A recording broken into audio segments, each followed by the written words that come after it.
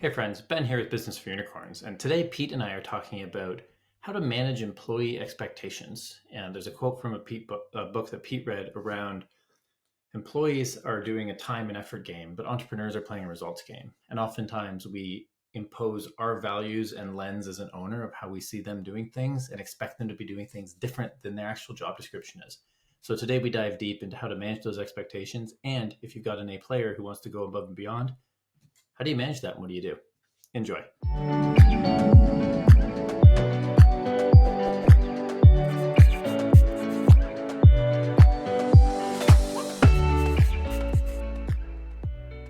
Hey friends, welcome to another episode of the Business for Unicorns podcast. Before I dive in with Pete, I just wanted to ask, have you ever wanted to spend a day and a half with Mark, Pete, and myself? Well, we're doing that with the Gym Owner Masterclass. We did this last year. It sold out. We then opened more spots. It's sold out again. And this year on March 16th and 17th, you can join us in Warwick, Rhode Island, where we're going to be giving you a peek behind the curtain and how we operate all of our gyms, what the top 1% of gym owners in the world right now are doing, and really just teach you the most important lessons we've learned in a combined 30 plus years of running our gyms. So it's only $149. If you're interested, click the link in the show notes. So Ben, can I step all over your toes and correct you now? Yeah, please. You declared that this was on March 16th and 17th, which is May 16th and 17th. Exactly.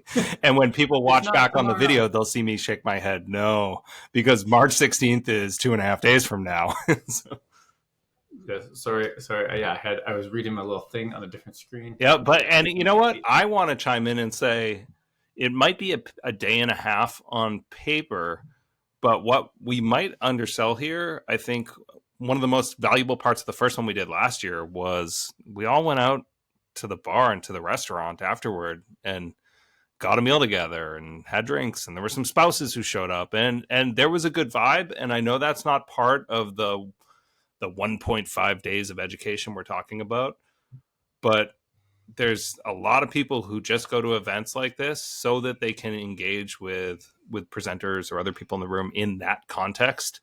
And I think we do a good job of that at this event. No, that's a good point. Michael and I were talking about that on a previous podcast, and I mentioned, not to toot our own horn, but it was like perform better level education, but like hanging out with your friends in the living room vibes. I felt like I knew a lot of people by first name. We got to chat at the bar and having nachos afterwards. Like it was like the community feel that is exactly what I want when I'm going to continuing education places. Yep. And they've got a great, nice, bright room. Not too big, not too small. You're right. We could actually interact with every single person in the room in between presentations. I'll tell you a funny story about that one. This is a Friday, Saturday event, or at least it was last year. Is it again this year? Yeah. Okay. Yeah. Friday nights are my kids' Little League game, and I coach. And so I stayed like as long as I could at the restaurant. And then I was like, I'm going to sneak out because I think Colin's going to pitch tonight. And it was like the most irresponsible, reckless driving I've ever done, where I'm like following a stupid Little League baseball app on my phone while driving on the highway.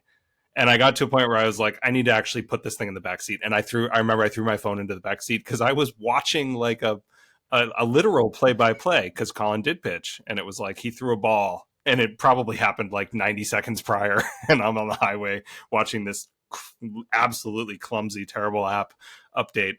And so finally I was like, I can't do this. And I just threw it in the back seat and I missed the whole game. That's funny. Well, I'm glad you threw your phone in the back seat. Yeah. Distracted driving's not a good thing, friends. No, it's not. We're promoting the Gym Owner Masterclass and responsible adult driving behaviors.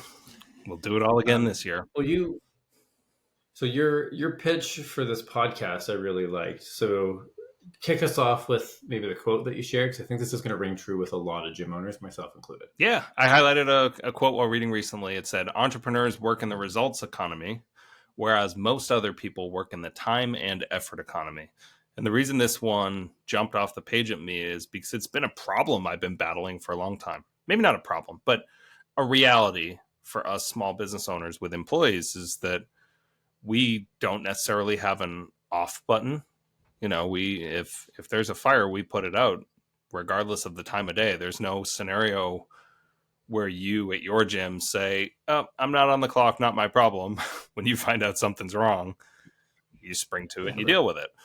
And I think a lot of us small business owners with hourly or salaried employees have a unreasonable expectation for behavior that mirrors ours. I'd say ownership behavior without ownership perks.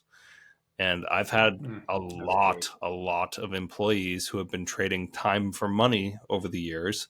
And I've had this kind of deep want for them to feel as emotionally attached to my business as I do. And why would they? It's stupid to think I do. So I figured you and I could talk this one through, both from an experience share standpoint and maybe brainstorm a little bit how maybe we could more effectively motivate our hourly employees to think in a certain way without taking advantage of them. Yeah, I love it. Those two good things. And I've gone through similar stuff with my gym as well, where it's like, why aren't my trainers doing that thing? I want them to care as much. Even when like logic brain, I know they're not going to care as much as me, because if they did, they'd open their own gym and they'd care about it. It's still like a friction that I will feel. It's like, oh, and I have to remind myself, like, wait, they're playing a different game. I'm playing the results game. I'm looking at, entrepreneurship is delayed gratification to a T in a lot of ways. Sometimes more delayed than we even expected it to be when we started our businesses. And our staff didn't sign up for that. They signed up for, generally speaking, a purposeful job that lights them up, that has a regular paycheck attached to it, regardless of the outcomes of the businesses. Yep. We have pivoted over the years we've come to realize, like, you want something, you got to pay for it. Perfectly fair. And we just kind of needed to start building language into employment agreements that we're going to pay you like a 40 hour a week employee. We're going to book you for 35 hours. And we're going to have certain expectations that you're going to be a little bit flexible off the clock, where that gray area, that buffer of hours, means sometimes you're going to take a little programming home with you during a busy time of year. Sometimes I might say to you, hey, can you keep an eye on the email account during this window of time where I'm going to be traveling or something like that? And, you can't just completely ignore. I don't know about your gym, but in my world, I have found over almost 2 decades now that in the minds of our users, fitness starts on Mondays. And when it's like Mondays are like a microcosm of New Year's Day, when like these resolutions happen. They're like these little mini resolutions that happen 52 times a year, where they're like, I'll get back on track on Monday. And that usually means that on Sunday afternoon or evening, they're going to fire off an email and maybe ask for a new program the next day, or ask if they can get screened the next afternoon because they haven't been in for a while, or ask a time-sensitive question during a time where none of us are or should be on the clock. And there are times where myself or my business partners are reviewing the account for that reason. But there are other times where we know we're just plain not going to be able to, and we got to ask someone to pick up the slack for that. And as if I put myself in their shoes, I would really resent that if I wasn't being compensated for some sort of wiggle room in that sense. It's just, it's hard, when we make our initial hires as new business owners, we're so specific in what our budget is and what we think we can extract value on there, that we want more for less, for lack of a better term. And stuff like we want to keep the lion's share, but we want them to do lion's share type work. Exactly. So Ben, fix that for me. How do we change our collective mindset on that? They put me on the spot with that one. If I had the answer to that, I'd have more gyms. No, we've gone through a similar thing, kind of just from the experience share vein.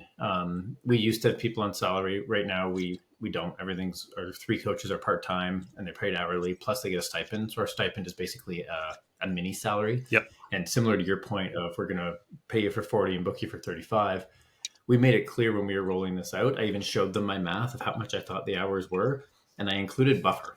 And each coach has an extra buffer of an hour a week, which is not like a ton. We're not going to give them a ton of work. But we also were clear that like our gym isn't really that busy in December.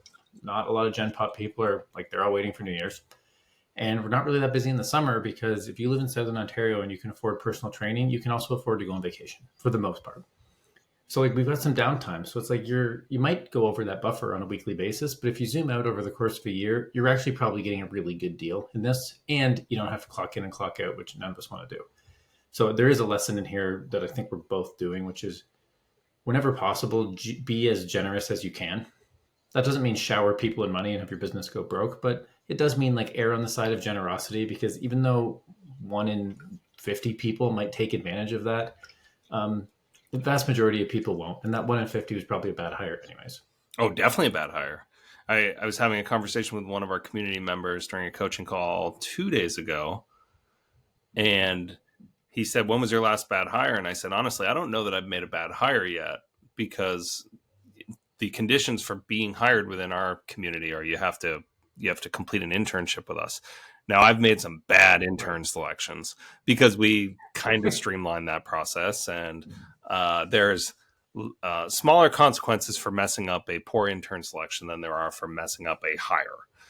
And so I haven't really made bad hires because it takes, if you can pull the wool over my eyes for a 300 to 500 hour internship and like actually be a shitty person that convinces me you're a good person, then you're just a sociopath. And I mean, I don't know, I got unlucky, but very rarely, or I can't think of a scenario where anyone I've ever employed, even the ones that didn't leave on great terms, none of them left because they stole from me or they were like really massive integrity issues.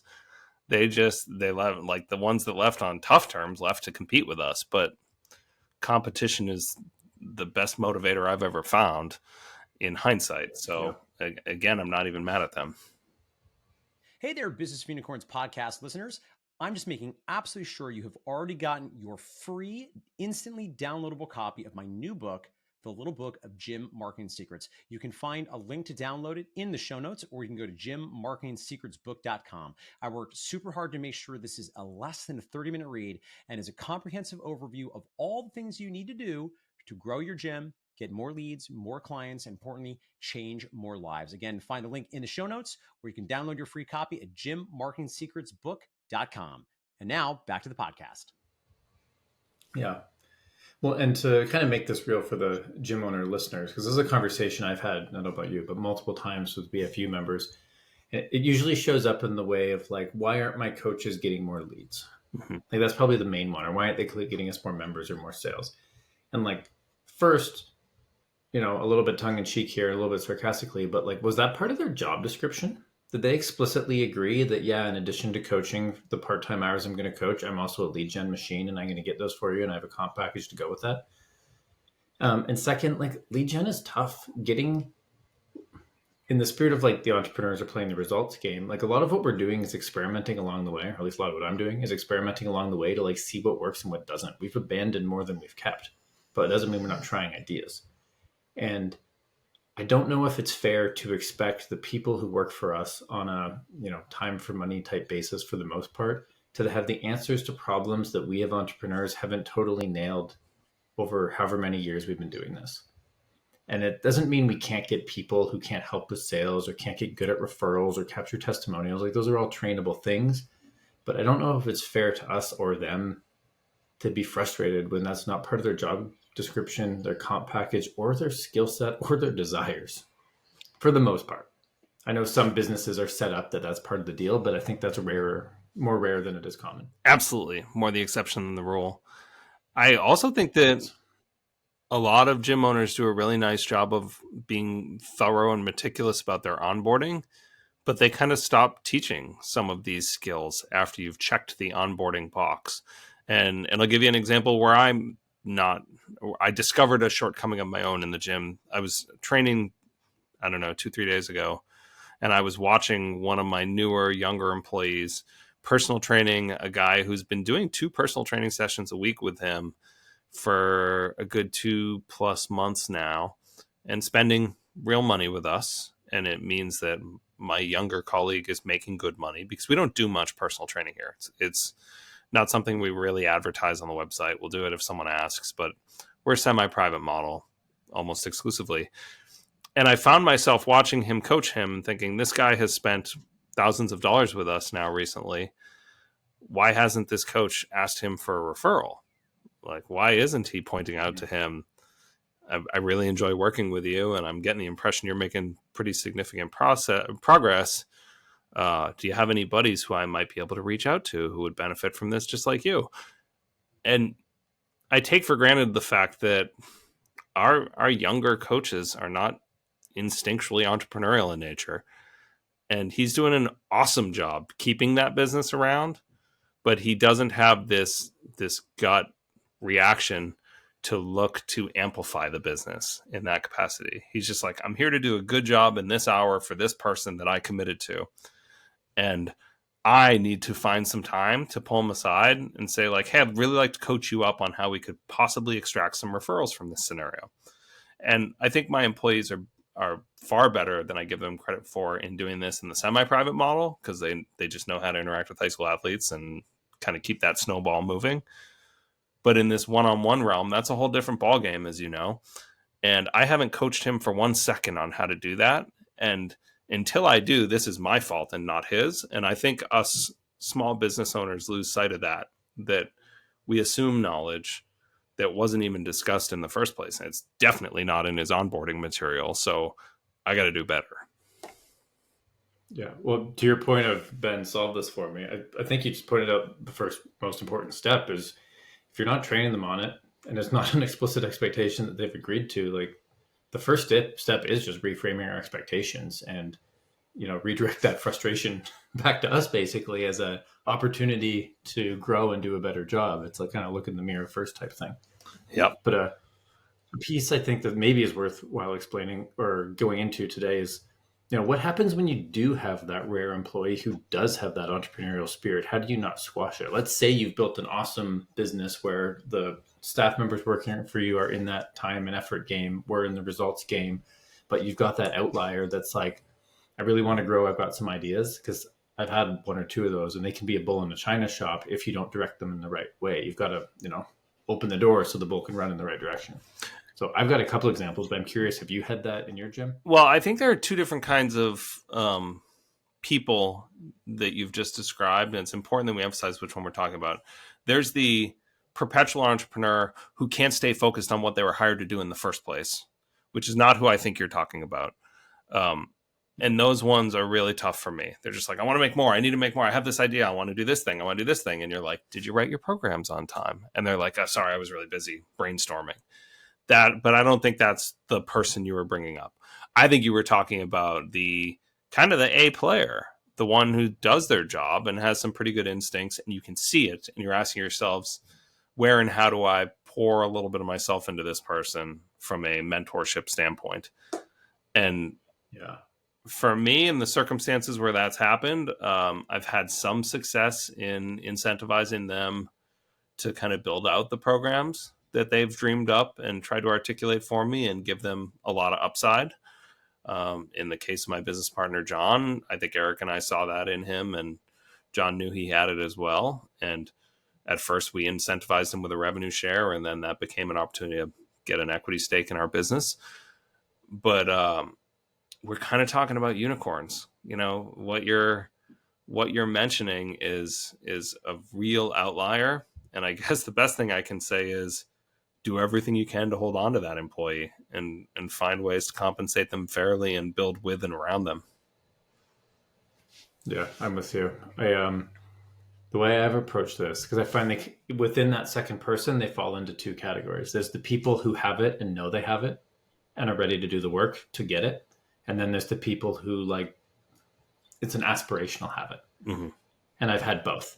So what I've done, and I'm not necessarily formally recommending this because it is a bit of an experiment. It's really more around what motivates that person. What do they want to do rather than, give them a nutrition program and this is the split. That's not going to work universally. The first step is kind of just lay out what the upside could look like for them, but also lay out the cons of that upside. To the point I guess I made at the beginning of this is we're playing delayed gratification. And often that person who does like having that regular paycheck for their regular bills to go on regular vacations and regular life, they may or may not want to take on that upside when they know that there's an increased amount of risk that comes with that reward. So for example, I had a coach who wanted to run what was it? I think it was a Tough Mudder thing. There was this Tough Mudder, but women only. I can't remember what it's called. Anyways, Like, I want to run this, I want to make more money. Like, what can we do? And I laid out, like, here's what that could look like. And I very roughly mapped out, here's what it would look like if we paid you hourly at your current rate. Here's like what it would look like on a 50-50 split. But that what it would look like was also like what happens when we sign up 3 people, as well as what happens when we sign up 15. And we walk through, like, here's what that can look like. I'm here to support you. Here's what the roles can be. It's a negotiation, discussion. And she ultimately ended up being like, you know what? I think I'd actually just rather be paid hourly because I like the guaranteed consistency of it. Yep. And that was a really good light bulb moment for me to be like, just because they're asking for the thing doesn't mean they actually want the thing. What I think they're asking is, what could this look like, and can we discuss it? And being open to that conversation creates some buy-in. Well, the second person, sorry, go ahead. I was just going to say, what you do there is you insulate yourself from resentment if it does kill it, and you recognize the upside because they voluntarily stepped away from the risk, and you're not the bad guy. Exactly. Instead of a yes/no answer of we can't run that, it became an A/B choice. And it's the exact same thing we do in a good sales conversation with a client. We don't say, do you want to join our gym? Yes or no. We say, I'd recommend 2 times a week or 3 times a week, which is best for you. Mm-hmm. The second type of person was someone who chose the 50% split. And I'm not, again, I want to reinforce, I'm not saying 50% is the right amount. It's just the right amount that worked for us in that very specific situation. And it went really well for like, I think 8 to 12 months. They ended up going out on their own to do something similar, and then got a collegiate strength conditioning job. But laying it all out and getting clear on those responsibilities up front was useful, where it's like, hey, I can help you with the agreements. Like, we can handle this, you can handle that. But like, we're not signing up clients. Here's your times. This was like kind of like a renting space deal, but not renting space. And despite that person leaving after whatever it was, a year, I think it was still the right thing to do, because I think they would have been on their way out anyways. And I think it would have happened faster had I just shut their idea down. They would have been like, well, screw this. I want to do it. So I'm going to go find a way. But I think it does show, or my experience, it shows that desire to work with them for mutual upside. And in the spirit of, we're blessed that we can be a stepping stone in someone's career trajectory. I don't expect my staff to retire with me. I know you've got a similar process in place. I think it can teach them a lot. And in addition to being employers, I'd like to believe for the people who are willing, we can also be mentors. Absolutely. My God, that's been probably the best change we've made in the last 7-8 years, is getting away from a world where people move on from our operation and feel like they become some sort of adversarial type relationship. It's okay to leave. Yeah. And to your point about those 2 different kind of comp models, I actually run both simultaneously in my pitching cage right now.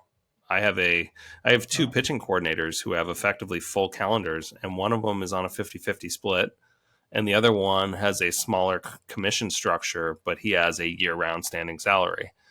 And the reason we did that is because the latter one is not chasing a career in professional baseball, and the former is still holding on to hope that he might sign again and get back into the game professionally.